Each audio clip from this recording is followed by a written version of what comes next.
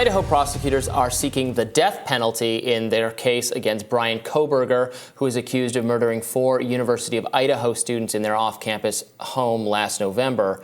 If convicted, Kohberger could actually face a firing squad.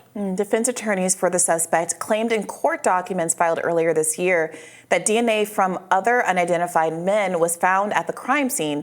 Kohberger's defense also claimed there is, quote, no connection linking him to the 4 victims. A recent filming reads, quote, there is no explanation for the total lack of DNA evidence from the victims in Mr. Kohberger's apartment, office, home, or vehicle. Yeah, so we covered this a great deal when it happened. It was an incredibly grisly crime that ended up being sleuthed out by some really interesting corroborating evidence. There was at first absolutely nothing that seemed to connect the crimes to a victim, a perpetrator, and then we got all of this camera footage of a car on the street at the time, et cetera. And now they've gotten to this point. Is there a robust discussion being had now about the legitimacy of the death penalty, as often happens in this case?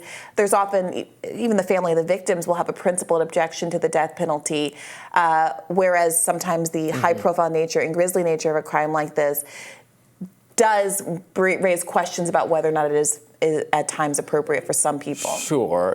My view of the death penalty, so I'm generally opposed to the death penalty because there have been cases where they have the authorities have wrongfully executed someone who was innocent. We know that there have been cases. We know that people have confessed under psychologically manipulative and long, lengthy interrogations to crimes that it's later proven because of DNA evidence that they could not have committed. Yes. And you can't make restitution to someone you have executed wrongly. Right. That is the basis on which I oppose it. I don't really have I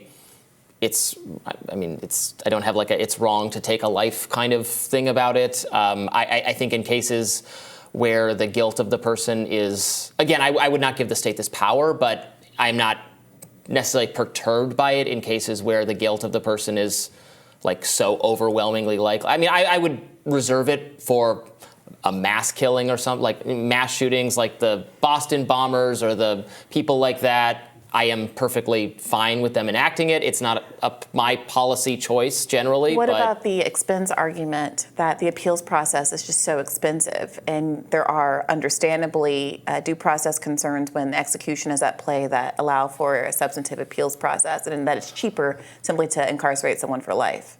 I mean, incarcerating someone for life is also quite costly. No, but this is not, I'm not making this up. It is more expensive to kill people, to execute people, because of the legal processes that you have to go through to get to that point.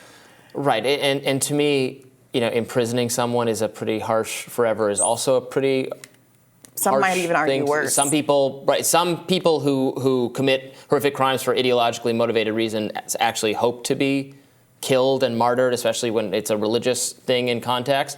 What I find interesting here, we should talk about the firing squad angle. So that's because this state is one of very few states that actually has a law saying that if the drugs for the lethal injection cannot be procured, firing squad can be used instead. A lot of people probably say that sounds medieval and insane, but there are a lot of good arguments that the firing squad is a more humane method of execution than lethal injection. Including Sonia Sotomayor, in one of her opinions, has actually went into this in the opinion, saying that she has weighed those arguments and thinks they're compelling. That death is more likely and instantaneous. I was reading statistics of botched executions over time. No matter what method is employed, there is some very small percentage of executions that fail. The failure rate of firing squad was lower. There were fewer. There were practically zero. Versus lethal injection, which is not necessarily less painful. It's prolonged and protracted.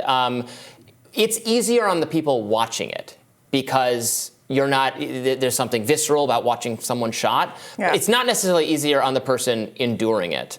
Yeah, I completely agree. I don't have any substantive problem with the firing squad, and I frankly think that lethal injection allows people to hide behind the idea of civility in an act that is not in any way civil. My objection to the death penalty, in addition to the expense argument, the the ambiguity about guilt and innocence argument, the inability to make amends or restitutions if someone is later cleared by the evidence, is that I think providing the power to the state to commit murder degrades society and the state more broadly.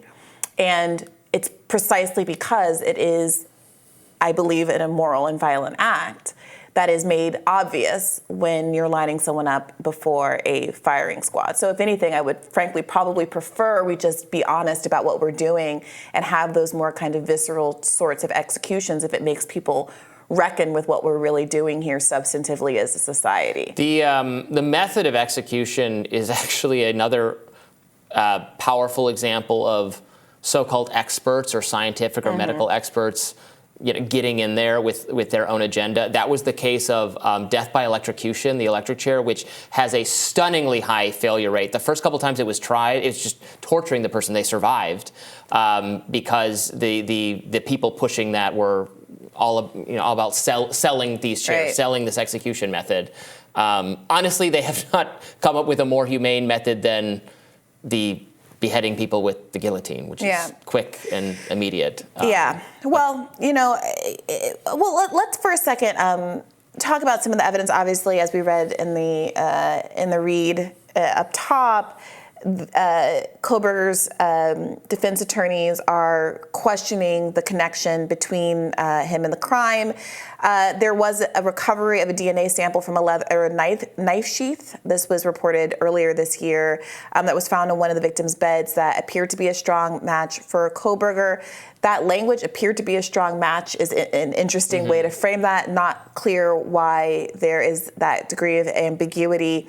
And of course, as I mentioned in passing, some of the earliest evidence was that the car that he was in had been traced to the scene. So this white sedan, later identified as a Hyundai Elantra, was traveling toward the home at 3:30 a.m., making several passes by the house, and then leaving the area around 4:20 a.m. at a high rate of speed. Security footage from the campus of Washington State University, where Kohberger is a grad student, showed a similar white sedan headed in the direction of Moscow, the city, not, in the American city, about 15 miles away across the state line shortly before 3 a.m., and then appearing to return around 5:30 a.m. So that's obviously circumstantial, but substantive. As the kind of the alias, the timing of it all seems to have worked out. And then additionally, they tracked his cell phone pings to the location, which again, that kind of evidence has been interrogated and disputed in a lot of trials because it can be very broad and imprecise. But that's what they have. Yes, and look, he is innocent until proven guilty. He is entitled to a robust defense. It is absolutely appropriate for his defense attorneys to try to call into question this evidence or talk about the ambiguous nature or the circumstantial nature. All that said, I find the evidence extremely compelling. I think there's no real doubt that it is him. I expect that he will be convicted. The process should play out. But they have the car, they have the knife, his location. I mean, his history of interacting on social media with the victims. It seems fairly cut and dry to me. But of course, I'm not the jury, and they'll make their decision based on what they hear, as is appropriate. But I think they got him in this case, but we'll see. And we'll give you any additional updates on this case, and stick around for more Rising after this.